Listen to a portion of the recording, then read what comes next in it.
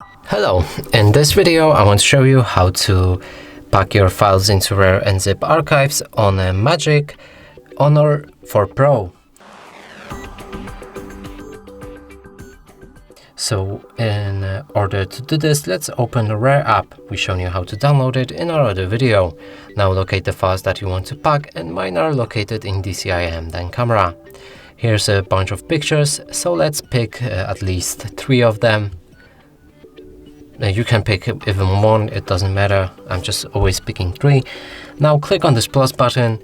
Here, change any archiving options, and I'm gonna show you how to do it very simple way.